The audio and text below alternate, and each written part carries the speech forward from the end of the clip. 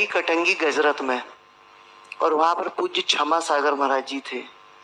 उस समय हम सिर्फ जैसा नेम प्लेट पे डॉक्टर रेखा जैन लिखते हैं ऐसा सिर्फ नाम के जैन थे, कर्म से कहीं भी हमारा कोई जैन से रिलेशनशिप नहीं था। और 7 दिन हमने वहां बढ़िया ड्यूटी की, लेकिन एज ए पुलिस ऑफिसर की दूर से थोड़ा सा सिर झुका के नमोस्तु करते थे। महाराज जी के पास जाके नहीं बैठे सुने। 8वें दिन जब फेरी हो गई गजरत की और टेंट तंबू निकलने लगा और पुलिस को, जो बाहर से पुलिस आई थी जबलपुर से, उसका रवानगी होना थी, तब पूज्य क्षमा सागर महाराज जी ने कटंगी में जो ब्रह्मचारिणी बहनें थी उसमें एक अतिशयमती माता जी अब भी समाधिस्थ हो गई हैं, उनको बुला के पूछा कि ये तो जैन है ना? तो उन्होंने कहा महाराज जी जैन है, नेम प्लेट में लिखा है डॉक्टर रेखा जैन।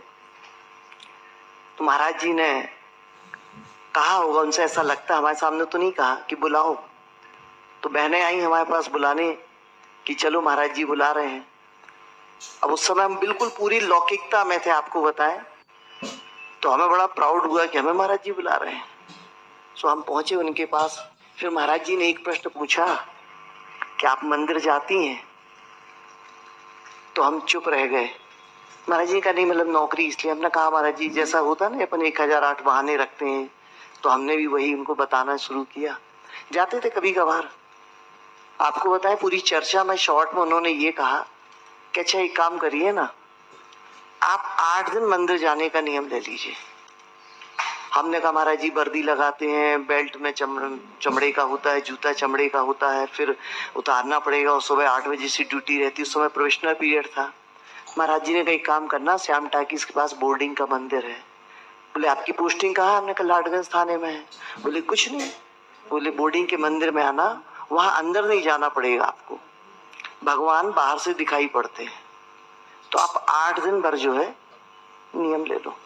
सच बताएं उस समय बहुत उत्साह से नियम नहीं लिया था, क्योंकि हम महाराज जी के सामने थे तो एक मानसिक दबाव होता है, तो लिया था। पर हमने महाराज जी से कहा था कि देखो महाराज जी, हम 8 दिन का नियम ले रहे, जो कहते हैं वो करते हैं, हमारा ये नियम है, तो हम 8 दिन ही लेंगे। महाराज जी ने हमसे कहा ठीक है, एक काम करना, जब जाओगी तो क्या पढ़ोगी? तो हकीकत तो बताए, हम पूजन भी नहीं करते, तो ना हमें विनय पाठ पढ़ा था, कुछ पता था, नमोकार मंत्र पढ़ा था। महाराज जी ने कहा आप एक काम भर करना, भगवान को बहुत ध्यान से देखना और 9 बार नमोकार मंत्र पढ़ना और चले आना। हमने कहा महाराज जी चावल भी नहीं ले जा पाएंगे, जेब में रखेंगे वो पुड़िया, ऐसा मतलब बहुत जितनी बातें कर सकते सब कुछ किया।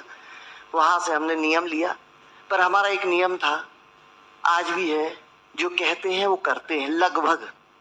सो दूसरे दिन हम आए, सो हमने महाराज जी से भी परमिशन ली थी कि महाराज जी हम वर्दी में जाएंगे क्योंकि फिर घर लौटेंगे ये। तो महाराज जी का ठीक है। हमने कहा महाराज जी ऐसा भी हो सकता, हम बहुत जल्दी में तो गाड़ी से भी नहीं उतरेंगे, यानी इतनी बेशर्माई थी उस समय हमारे दिमाग में।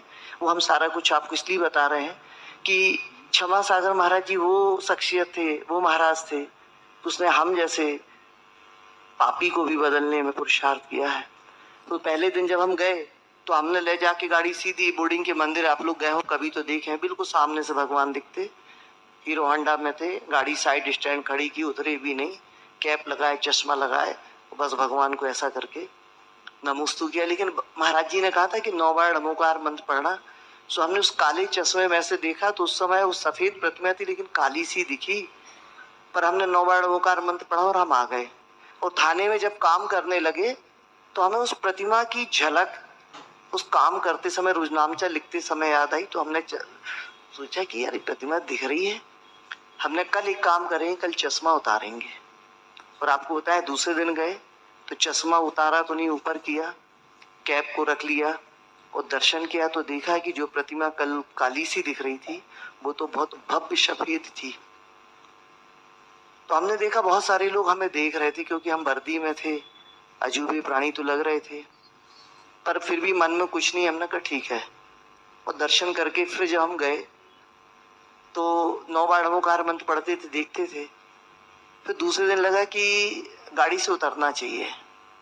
सो तीसरे दिन हम गए तो हमने गाड़ी को किनारे किया और खड़े होकर के जूते ही पहने हुए वर्दी में नमोस्तु किया। तो कुछ लोग हमारे पास आ गए, उन्होंने कहा मैडम चावल आ रहे? हमने नहीं ठीक है।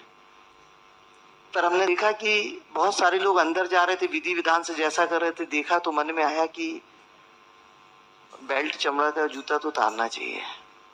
तो हमने कहा कल चौथे दिन आना है, 8 दिन की तो बात है।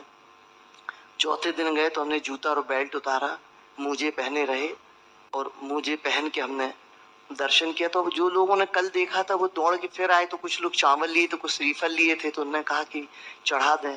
अरे हमने कहा भी हम साफ नहीं है, शुद्ध नहीं है। फिर हमें लगा कि मंदिर आते हैं तो कम से कम वर्दी तो बिल्कुल धुली पहन के आना चाहिए। 4 दिन तक तो सच बता रहे हैं वही था, डीओ और वाली डाल डूल के। फिर 5वें दिन मन में आया कि वर्दी को शुद्ध। तो हमने मम्मी से कहा मम्मी कल हमें धुली वर्दी दे देना। तो धुली प्रेस करी वर्दी थी, वो पहन के आए। तो हमने फिर उस दिन 5वें दिन घर से कैप, बेल्ट और मोजे 3 चीज डिक्की में डाल दी थी। जूता भर पहन के आए थे क्योंकि जूता भर उतारेंगे। और जूते उतारे, फिर पैर धोए, तो देहरी पे जाकर के खड़े हुए। तो बहुत सारे लोग आ गए, उन्होंने श्रीफल दिया। तो हमने उसको दूर से चढ़ाया। कल तक ऐसे खड़े थे, ये 5वें दिन फिर हमने थोड़ा झुक करके कमर पे जोर डाल के थोड़ा सा झुके और आए। पता नहीं उस दिन कैसा लगा कि अंदर जाके दर्शन करना चाहिए। और 6वें दिन फिर हम गए तो हमने घर से एक चावल की पुड़िया रखी और जेब में रख के और गए। और फिर मुझे उतार के पैर धो के जब गए तो अंदर का जो गर्भगृह होता है कहना चाहिए, उसकी बाउंड्री तक पहुंचे और हमने वहाँ पुड़िया चढ़ाई चावल की। और फिर भी हमने गवासन में या पद्मासन में नमोस्तु नहीं किया, आधी कमर झुका के नमोस्तु किया। 6वां दिन हो गया था। फिर हमें लगा कल 2 दिन बचे हैं, कल एक काम करते हैं, कल अपन तबीयत से नमोस्तु कर ही लेते हैं। और 7वें दिन आपको बताएं, घर से हमने एक श्रीफल लिया और वहां गए, बिल्कुल बिंदास स्थिति में अपने तरीके से श्रीफल चढ़ाया, नमोस्तु किया, 9 बार बैठ के नमोकार मंत्र पढ़ा। पता नहीं क्या हुआ हृदय में। अब हमारे साथ बोल दीजिएगा कि क्षमा सागर महाराज जी की जय, क्योंकि वो दिन की आज का दिन मंदिर जाना फिर नहीं छूटा। ये क्षमा सागर महाराज जी का इसलिए बता रहे हैं, कहने से नहीं हुआ। महाराज जी के अंदर एक जो बहुत बड़ी विशेषता थी, हमें तो मैत्री समूह में भी पुरस्कृत किया, कई जगह मिले, इवन लास्ट में भाग्योदय तीर्थ में जब महाराज जी की संलेखना चली तो बहुत अवसर मिले। लेकिन हमारे जीवन का बीजारोपण जो हुआ धर्म का, हमारी ड्यूटी लगी कटक